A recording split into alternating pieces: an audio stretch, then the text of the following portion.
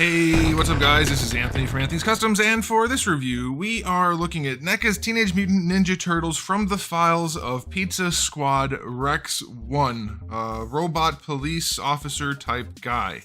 I don't remember much about this guy from the cartoon, but I do remember him being more this color than this color. It's not a huge deal, but I think it's probably somewhere in between. It's like a kind of periwinkle or something like that. So I don't know, you guys can do a question of the day right now. Is this color okay with you, or do you want it to be more purple? Purpley blue. Let me know what you think. So yeah, this guy comes in at 50 bucks at Target, no longer available. Somebody told me the other day that the figures I said aren't available at Target still are on the website, and they're not. So I don't know what he's talking about. Maybe at his local store, I don't know. But I can't buy these things online ever, and I can't find them at the local store, so I don't know. Anyway, this guy's a $50 figure from NECA. He does have a good deal of size to him, and he's an original sculpt, but we'll see if that's enough to justify the price point. So let's go ahead and get him off the stand and take a closer look. Before we get into the review, we have to quickly take a look at my package. This is the front of it. It looks very nice. I like the artwork. It does show off the main figure and his relation to the turtles, sort of, so that's pretty cool. The sides of the packaging, uneventful as ever. And then on the back, we have a little bit of artwork with a Marvel character, figure poses, and that's about it. To the front, we get our flap with the figure on the inside. That's nice. And then where the figure would be on the other inside, also nice. NECA usually does a pretty good job with packages. I don't care, but you guys have asked me to look at them, so I do. All right, this guy stands about, let's just say 9 inches. His hat goes up just a little bit from there, but that's close enough. And it's about 23 centimeters. When I say I don't care about the packages, I mean I throw them away or put them in the recycling. But it's nice to have a nice package, I guess, as long as it doesn't take away from the cost or the budget of the figure. Here he is up against Darwin. Significant size. In fact, ooh, good timing. Here he is up against a Hulk. So he's just a little bit taller than the Hulk. And I think the Hulk recently individually has released for 45 bucks. He started off at 35. I don't know. Something like that. But either way, there he is up against the Hulk. He definitely has the height. Hulk has a little bit of bulk. Obviously, this guy has a unique sculpt, and Hulk has been reissued about 1,000 times in different colors. Okay, so aesthetically speaking, nice matte finish all the way around. As usual, NECA did the paint job the way NECA does the paint job. It's pretty good. Though this guy does seem to be lacking a little bit in finesse. The two-tone look is nice and clean from blue to blue. Same thing with blue to black down here. Could be a little cleaner, but it's not bad. The line work isn't as good as it usually is. I mean, some of it's bad. I mean, some of it's good, and some of it's just not as good. It's not bad. Mine does have a few blemishes. You can see right above the REX-1, there's a kind of a splotch, scratch on his chest. It's just not as clean as we've seen, and I think they probably should have put some paint up along the seam there. But, you know, it's not bad. It's not as clean as we've seen NECA do.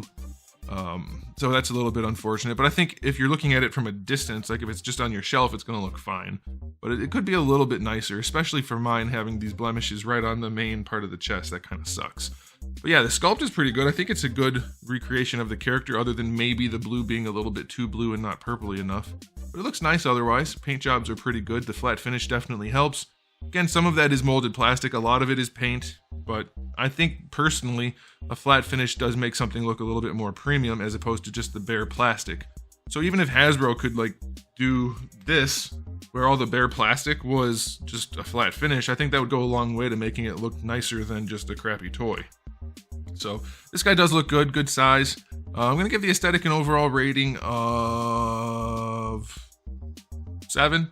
Yeah, it's not the best we've seen. It's certain. I could probably go 8. I'll go 8. It is a unique sculpt and a nice flat finish. Paint job could definitely be a little bit cleaner though, given the cartoon nature. It's kind of imperative to have a cleaner paint job. Now, as far as accessories go, this guy has 3 VHS cassettes, which are pretty cool, pretty nicely done. He comes with the 2 fist hands on him in the package, then he gets a whole bunch of other hands for various poses and things.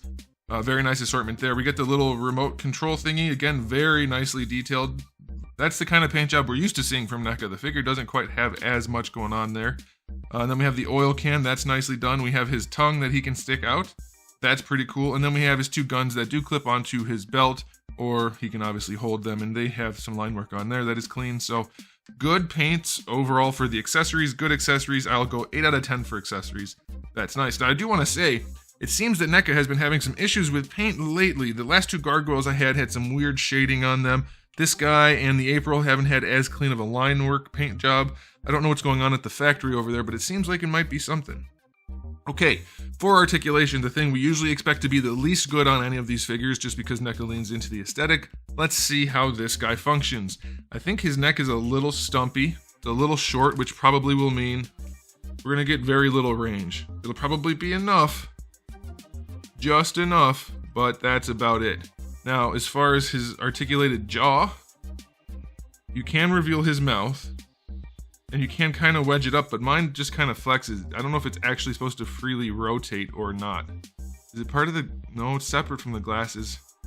I don't know if it's just supposed to flex enough to get the tongue in there or what, but mine doesn't work that well if it is supposed to move. But yeah, the short neck, I think if they just gave the neck another millimeter even, he'd have a decent bit more range, but that's kind of a bummer, but it's okay. For the shoulder, that's as high as it goes. It's bumping into the actual cutout for the joint, so not quite horizontal. That's a bit unfortunate. Oh, come on. Oh, I can't get it to go back down. There we go. All right, so obviously it goes all the way down to the side. You get your full rotation. It's just a sphere. And then for the bicep swivel, you get very little range because of the sculpt.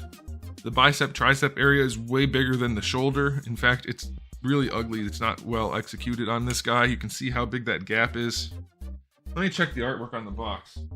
Yeah, it doesn't really indicate whether or not that should be there. I guess that could be source accurate, but to me it seems like it's just over carved, let's say. The shoulder probably could be a lot bigger and fill that in, and that would help articulation and aesthetic. But yeah, you can't really rotate the arm for crap because of how big this is. So even if you bring the arm forward, you're not doing much of anything with that bicep swivel. So that's kind of unfortunate. I do love the way they did the elbow. It's seamlessly mixed into the sculpt. Like, it looks basically perfect no matter how you move it. Not the best range, just shy of 90, but it does look nice. And then for the wrists, you get your swivel and your hinge. You would think we'd have a huge amount of range in this diaphragm. I don't think we do. That's as far back as it goes, which isn't bad. It's okay. But then leaning it forward, that is it right there. He cannot lean forward. Unacceptable if you ask me. Leaning side to side, that's it. Very, very limited range for having such a huge cavity in the chest. You do get rotation up there as well as down here. So you get the rotation in 2 places, but the leaning is not good. For the hips, they can go pretty much all the way horizontal, so that's nice. Going back, you get a little bit of extra range as well. And going out to the side, these will flex, but I'm a little bit fearful of flexing them too much. But you can still get pretty good range out of that. The way they did the hips it's very nice. I don't think he'll need to do more splits than that. And the hips are not loose, so that's good. Thigh swivel is solid, no problem there. Single jointed knee, just shy of 90 degrees, but it looks pretty decent, so I guess that's okay. This is hollow down here, so the foot should have some range. Go that far back, and that far forward. Not a ton of range, but probably enough. Then your ankle rocker is in there as well. So his articulation is acceptable. It's not great, but there's one other feature which kind of is articulation, and that is you can flip open his chest to reveal stuff inside, which again, it's not painted quite as well as NECA normally does. It's good enough, but it's not great. So, anyway, articulation on this guy, I'm going to give it a 6. It's not as good as it could be. The shoulders don't work as well as they should. The neck doesn't. The torso doesn't. He's basically just a big human. They could have easily gotten away with more range without affecting the aesthetic all that much. So it's not the best. It'll still look good on a shelf, and you'll be able to pose it a little bit, but not even being able to use the bicep swivel and having this giant gap up here. That's really not cool. So time for a final verdict on this guy. I'm going to say, other than the paint blemishes that mine has, which obviously yours probably won't, or they'll have different ones or who knows what, it has good accessories, the aesthetic is good enough, and the range is, it's okay. I'm going to give this guy a 7, an overall 7. He's not the most impressive thing ever. His size is nice. He is going to look good on a shelf from regular viewing distance, but the closer you get, the less you're going to enjoy looking at him. Not that it's bad, it's just not as good as NECA usually produces. So, there it is, guys. Thanks for watching. If you enjoyed the video, please do give it a thumbs up. If you didn't, give it a thumbs down. And if you haven't subscribed, you should. I have new videos almost every single day, and thousands already on the channel. So make sure you come back for all of that. And in the meantime, keep collecting.